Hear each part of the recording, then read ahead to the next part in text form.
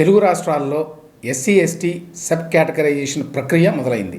Supreme court పోయిన సంవత్సరం SC ST sub categorisation చేయడం రాజ్యాంగబద్ధమే అని తీర్పిచ్చిన తర్వాత ఈ రెండు రాష్ట్రాల్లో ఈ ప్రక్రియకి చర్యలు మొదలుపెట్టారు. ఎస్సీ ఎస్టీ సబ్ కేటగరైజేషన్ అంటే ఏంటి? ఎస్సీల్లో చాలా కులాలు, ఎస్టీల్లో చాలా కులాలు ఉన్నాయి.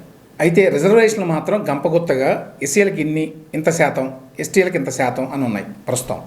దీనివల్ల ఎస్సీల్లో ఎస్టీల్లో ఆ రెండు వర్గాల్లో సబ్ క్యాస్ట్ ఏవైతే ఉంటాయో వాళ్ళకి రిజర్వేషన్ల వల్ల తగినంత లబ్ధి చేకూరలేదు. అనేక చారిత్రక సామాజిక కారణాల వల్ల, అంటే కొన్ని కులాలు ఆల్రెడీ కొంత ముందుండటం వల్ల వాళ్ళే రిజర్వేషన్ల బెనిఫిట్స్ అన్నింటినీ పొందుతున్నారు స్వాతంత్రం వచ్చినప్పటి నుంచి. మిగతా కులాలు ఏవైతే బాగా వెనకబడి ఉన్నాయో వాళ్ళు వెనకబడే ఉన్నారు. అందువల్ల గంపగుత్తగా రిజర్వేషన్లు ఇవ్వడం కాకుండా ఎస్సీల్లో ఎన్ని కులాలు ఉంటే అన్ని కులాలకి ఆ ఇస్తున్నటువంటి రిజర్వేషన్లని పంచాలి, అది డిమాండ్. అయితే చాలా కాలం పాటు ఇది కోర్టులో నలిగింది. ఎందుకంటే ఇది రాజ్యాంగబద్ధమా కాదా అనేటువంటి అంశం మీద చర్చోపచర్చలు సాగినాయి. చివరికి సుప్రీంకోర్టు పోయిన ఏడాది ఈ విధంగా సబ్ కేటగరైజ్ చేయడము, అంటే ఎస్సీ ఎస్టీల్లో ఉపకులాలకి ప్రత్యేకంగా రిజర్వేషన్లని విభజన చేయడము అనేది రాజ్యాంగబద్ధమే అని తీర్పు చెప్పింది. అసలు ఈ ఎస్సీ సబ్ కేటగరైజేషన్ అనేటువంటి ఉద్యమమే స్టార్ట్ అయింది ఉమ్మడి ఆంధ్రప్రదేశ్లో. మాదిగ రిజర్వేషన్ పోరాట సమితి అని పెట్టి మందకృష్ణ మాదిగ ఈ పోరాటాన్ని మొదలుపెట్టాడు 1990s. ఇప్పుడు సుప్రీంకోర్టు తీర్పు తర్వాత ఈ రెండు తెలుగు రాష్ట్రాల్లో ఈ సబ్ కేటగరైజేషన్కి ప్రభుత్వాలు ఉపక్రమించినాయి. ఇవాళ తెలంగాణ రాష్ట్ర అసెంబ్లీలో సబ్ కేటగరైజేషన్కి సంబంధించిన బిల్లును ప్రవేశపెడుతున్నారు. ఇప్పటికే ఈ బిల్లు ముసాయిదాని కేబినెట్ ఆమోదించింది. దాని ప్రకారం ఇవాళ బిల్లును ప్రవేశపెడతారు. బహుశా ఆమోదించవచ్చు కూడా అని చెప్తున్నారు ఇదే సెషన్లో. రేవంత్ రెడ్డి ప్రభుత్వం అధికారంలోకి వచ్చిన తర్వాత జస్టిస్ షమీమ్ అఖ్తర్ కమిషన్ను వేశారు, ఈ సబ్ కేటగరైజేషన్ వ్యవహారాన్ని చూడండి అని. సో ఆ న్యాయమూర్తి స్టడీ చేసి ఒక రిపోర్ట్ ఇచ్చారు ఆల్రెడీ. ఆ రిపోర్ట్ ప్రకారం తెలంగాణలో 59 ఉపకులాలు ఉన్నాయి ఎస్సీల్లోనే. ఈ ఉపకులాలన్నింటినీ 3 గ్రూపులుగా చేసి వాళ్ళకి రిజర్వేషన్లని సబ్ కేటగరైజ్ చేశారు, డివైడ్ చేశారు. మొత్తంగా తెలంగాణలో ఎస్సీలకి 15% రిజర్వేషన్ ఉంది. ఇప్పుడు ఈ 15%ని ఈ 3 గ్రూపుల మధ్య పంచారన్నమాట. తెలంగాణ ప్రాంతంలో మాదిగల పాపులేషన్ ఎక్కువ మాలలతో కంపేర్ చేస్తే. తెలంగాణలో అసలు మొత్తంగా ఎస్సీ పాపులేషన్లో మాలలు మాదిగలు ఎక్కువ ఉంటారు. మిగతా కులాలన్నీ కూడా చాలా తక్కువ సంఖ్యలో ఉంటాయి. ఇప్పుడు జస్టిస్ షమీమ్ అఖ్తర్ కమిషన్ రికమెండేషన్ల ప్రకారం మాదిగలకి మరియు 17 ఇతర ఉపకులాలకి, అంటే మాదిగలతో అనుబంధంగా ఉండేటువంటి వేరే 17 ఉపకులాలు, వీళ్ళందరికీ కలిపి 9% రిజర్వేషన్ ఇవ్వాలి అని చెప్పి justice Shamim Akhtar commission recommend చేసింది. ఆ ప్రకారమే బిల్లులో పొందుపరిచారు. ఇక మాలలకి మరియు 25 ఇతర అనుబంధ కులాలకి కలిపి 5% రిజర్వేషన్లు ఇస్తున్నారు.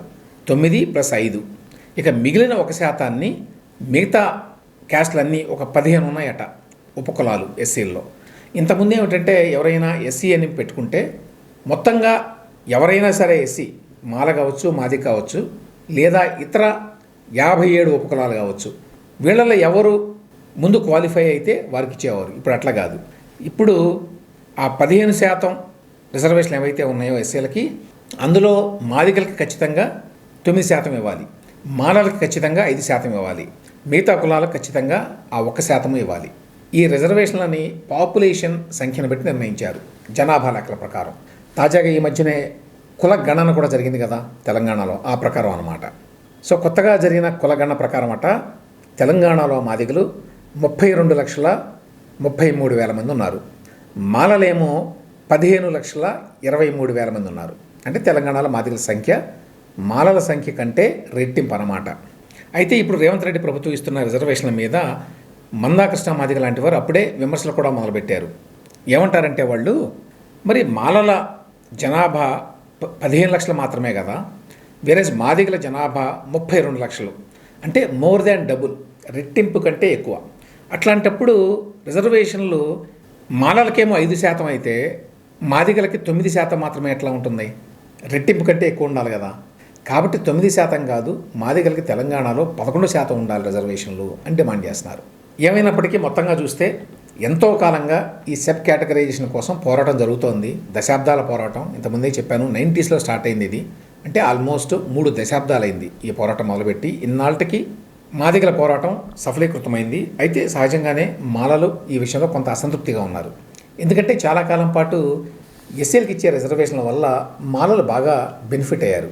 ఆర్థికంగా, సామాజికంగా మాలలు స్టార్టింగ్ పాయింట్లోనే ఎంతో కొంత ముందున్నారు. ఆ అడ్వాంటేజ్ తోటి తర్వాత కాలంలో కూడా ప్రభుత్వ ఉద్యోగాల్లో లేక చదువుకోవడంలో వాళ్ళు ముందున్నారు. అంటే స్వాతంత్రం వచ్చిన తర్వాత అందే వచ్చినటువంటి రిజర్వేషన్ల ఫలాలని వాళ్ళు ఎక్కువ పొందారు.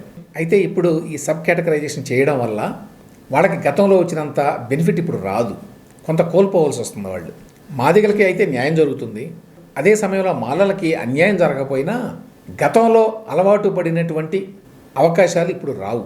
ఎందుకంటే చాలా స్టడీస్ చెప్పినాయి రిజర్వేషన్ల బెనిఫిట్స్ ఎక్కువ ఉమ్మడి ఆంధ్రప్రదేశ్లో మాలలే పొందేవాళ్ళు అని. అంటే 15% రిజర్వేషన్లు ఉంటే 15%లో మెజారిటీ శాతం మాలలే పొందేవారు, ప్రభుత్వ ఉద్యోగాలు కావచ్చు లేకపోతే విద్యా సంస్థల్లో ప్రవేశాలు కావచ్చు. ఇప్పుడు ఇక ఆ పరిస్థితి కొనసాగబోదు. ఇక ఆంధ్రప్రదేశ్కి వస్తే పరిస్థితి కొంచెం డిఫరెంట్. వాస్తవంగా సబ్ కేటగరైజేషన్ అనేది మొదలుపెట్టింది చంద్రబాబు నాయుడు మొత్తం దేశంలోనే. 90వ దశకంలో మందకృష్ణ మాదిగ రిజర్వేషన్ పోరాట సమితి పెట్టి ఉద్యమం మొదలు పెట్టగానే చంద్రబాబు నాయుడు 1997లోనే సబ్ కేటగరైజేషన్ చట్టబద్ధత కల్పించాడు. దానికి ఒక కమిషన్ వేశాడు. ఆ కమిషన్ ప్రకారం ఒక ఆర్డినెన్స్ తీసుకొచ్చాడు. ఆర్డినెన్స్ అయిపోయిన తర్వాత ఒక చట్టం చేశాడు. అయితే ఆ సమయంలో ఆయనకు తగినంత మద్దతు దొరకల రాజకీయంగా. దానికి తోడు కోర్టులు కూడా కొట్టేసినాయి. ఆ తర్వాత సుప్రీంకోర్టు దాకా వెళ్ళడం, వాళ్ళేమో అన్నిటి మీద స్టే ఇచ్చి దాదాపు 2 దశాబ్దాల పాటు ఈ కేసును విచారించి ఎట్టకేలకి 2024లో తీర్పిచ్చారు. అంటే దాదాపు 26-27 ఏళ్ల క్రితమే చంద్రబాబు నాయుడు సబ్ కేటగరైజేషన్కి పూనుకున్నాడు. సో ఆ రకంగా ఆంధ్రప్రదేశ్లో సబ్ కేటగరైజేషన్ అనేది ఖచ్చితంగా జరగాల్సి ఉంటుంది. ఆ మేరకి రాజీవ్ రంజన్ మిశ్రా కమిషన్ని చంద్రబాబు నాయుడు గారు మొన్న ప్రభుత్వంలోకి వచ్చిన తర్వాత వేశారు. ఆయన రిటైర్డ్ ఐఏఎస్ ఆఫీసరు. ఆయన ఈ మధ్యనే తన రిపోర్ట్ ఇచ్చాడు ఎస్సీ ఎస్టీ సబ్ కేటగరైజేషన్ మీద ఆంధ్రప్రదేశ్లో. ఆ రిపోర్ట్ ఇంకా బయటికి రాలేదు. కానీ తెలిసిన సమాచారం ఏంటంటే మాదిగ ఉపకులాలకి 6.5%, మాల ఉపకులాలకి 7.5%, రెల్లి ఉపకులాలకి 1%. సో 15% ఈ విధంగా విభజించారన్నమాట. ఆంధ్రాలో మాలల సంఖ్య ఎక్కువ, అందువల్ల సహజంగానే మాలలకి ఎక్కువ శాతం రిజర్వేషన్ వచ్చింది. కానీ మరీ ఎక్కువ కాదు.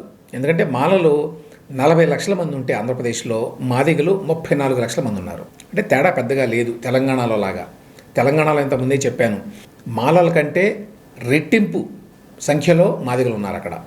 వేరే ఏపీలో తేడా 6 లక్షలు మాత్రమే ఉంది.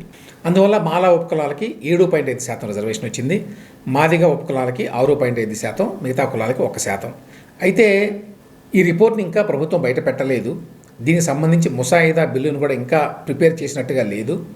ఎప్పుడు శాసనసభలో ప్రవేశపెడతారు, ఎప్పుడు ఆమోదిస్తారు అనే దానికి సంబంధించి కూడా సమాచారం ఇంకా లేదు. కానీ ఇప్పుడు తెలంగాణ ప్రభుత్వం ఆల్రెడీ ఇవాళ అసెంబ్లీలో ప్రవేశపెట్టి ఈ ఎస్సీ ఎస్టీ సబ్ కేటగరైజేషన్కి చట్టబద్ధత కల్పిస్తుంది. కాబట్టి ఆంధ్రప్రదేశ్లో కూడా త్వరలోనే చేస్తారు. ఆంధ్రప్రదేశ్లో మాలలు మాదిగల కంటే ఆర్థికంగా సామాజికంగా చాలామంది ఉన్నారు, అనేక చారిత్రక కారణాల వల్ల. సో అక్కడ తెలంగాణలో కంటే మాలలు ఎస్సీ రిజర్వేషన్ల ఫలాలను ఎక్కువ పొందారు. మాలలతో కంపేర్ చేస్తే మాదిగలు ఆంధ్రప్రదేశ్లో చాలా వెనకబడి ఉన్నారు.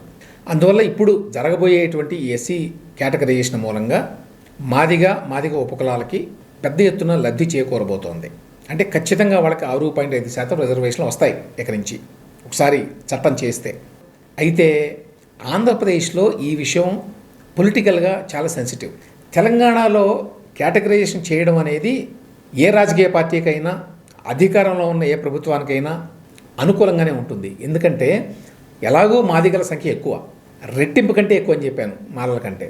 కాబట్టి మాదిగలకు బెనిఫిట్ చేసేటువంటి సబ్ కేటగరైజేషన్ చేస్తే ప్రభుత్వానికి మంచిదే, నష్టమేం లేదు రాజకీయంగా. వేరేజ్ ఏపీలో ఆ పరిస్థితి లేదు. ఫస్ట్ పాయింట్, ఏపీలో మాలల సంఖ్య మాదిగల సంఖ్య కంటే ఎక్కువ. సో మాదిగలకి బెనిఫిట్ చేస్తూ ఏ ప్రభుత్వం అయినా, ఏ రాజకీయ పార్టీ అయినా ఒక నిర్ణయం తీసుకుంటే దానివల్ల రిప్రకషన్స్ ఉంటాయి, దానివల్ల రాజకీయంగా నష్టం జరిగే అవకాశం ఉంటుంది. ఎందుకంటే ఎక్కువ సంఖ్యలో ఉన్న మాలలో దాన్ని వ్యతిరేకిస్తారు, ఆల్రెడీ వ్యతిరేకిస్తున్నారు కూడా. ఈ మధ్య suspended DGP PV Sunil Kumar కూడా ఈ సబ్ కేటగరైజేషన్ వ్యతిరేకిస్తూ జరిగినటువంటి ఒక సమావేశంలో పాల్గొన్నాడు. అంటే ఏ స్థాయిలో అక్కడ సబ్ కేటగరైజేషన్కి వ్యతిరేకత ఉందో అర్థం చేసుకోవచ్చు. దానికి తోడు మాలల్లో చాలామంది ఐఏఎస్ ఐపీఎస్ ఆఫీసర్లుగా గ్రూప్ 1 ఆఫీసర్లుగా చాలా ఉన్నత పదవుల్లో ఉన్నారు ప్రభుత్వంలో. అందువల్ల వాళ్ళ వాయిస్ కూడా చాలా బలంగా ఉంటుంది. దానితోడు నంబర్స్లో కూడా వాళ్ళు ఎక్కువ ఆంధ్రప్రదేశ్లో. ఆ రకంగా రేవంత్ రెడ్డికి సబ్ కేటగరైజేషన్ అనేది ఒక సవాలు కాదు, కానీ చంద్రబాబు నాయుడు గారికి మాత్రం పెద్ద సవాల్ అది. ఎందుకంటే నంబర్స్ని దృష్టిలో పెట్టుకుంటే తెలుగుదేశం పార్టీకి, చంద్రబాబు నాయుడు గారికి సబ్ కేటగరైజేషన్ చేయడం వల్ల రాజకీయంగా నష్టమే కానీ లాభం లేదు. 40 లక్షల మంది ఉన్నారు మాలలు, మాదిగలేమో 34 లక్షల మంది ఉన్నారు. చారిత్రకంగా కూడా మాలలు ఎప్పుడు కాంగ్రెస్ పార్టీతో ఉండేవారు గతంలో. తెలుగుదేశం పార్టీ వచ్చిన తర్వాత కొంతవరకు మాదిగలు తెలుగుదేశం పార్టీ వైపుకి వచ్చారు. ఆ తర్వాత వైఎస్ఆర్సీపీ వచ్చింది. వైఎస్ఆర్సీపీ వైపు మెజారిటీ మాలలు ఉన్నారు అనేది కూడా సత్యం. ఇప్పటికీ తెలుగుదేశానికి మాదిగలు పెద్ద ఎత్తున మద్దతు పలుకుతున్నారు ప్రస్తుతం. ఈ రకమైన పొలిటికల్ డివిజన్ నేపథ్యంలో సబ్ కేటగరైజేషన్ చేస్తే తమని నమ్ముకున్న మాదిగలకి ఖచ్చితంగా చంద్రబాబు నాయుడు గారు లబ్ధి చేసినట్టు అవుతుంది. But at the same time దానివల్ల మాలలు తెలుగుదేశం పార్టీకి ఇంకా దూరం అవుతారు. ఆటోమేటిక్గా వాళ్ళు వెళ్ళి వైఎస్ఆర్సీపీ పక్కన నిలబడతారు. ఆ రకంగా రాజకీయంగా మాత్రం చంద్రబాబు నాయుడు గారికి, తెలుగుదేశం పార్టీకి ఈ సబ్ కేటగరైజేషన్ అనేది నష్టాన్నే తప్ప లాభాన్ని చేకూర్చదు. అయినా చంద్రబాబు నాయుడు ప్రభుత్వం ఈ విషయంలో ముందుకు వెళ్తుంది అంటే ఇందులో ఖచ్చితంగా సామాజిక న్యాయం ఇమిడి ఉంది, అందులో సందేహం లేదు. దామాషా ప్రకారం సమాజంలో అందరికీ లబ్ధి చేకూరాలి అనేటువంటి నినాదం ఇప్పుడు వినిపిస్తోంది కాబట్టి ఆ ప్రకారం మాదిగలకి వాళ్ళ నిష్పత్తి ప్రకారం జనాభాలో వాళ్ళకి రావాల్సిన అవకాశాలు రావాలి అనేది వాస్తవం. అందుకోసం చంద్రబాబు నాయుడు, తెలుగుదేశం పార్టీ రాజకీయంగా రిస్క్ తీసుకోవాల్సి వచ్చినా కూడా అందుకు సిద్ధపడ్డాన్ని ఆహ్వానించాలి.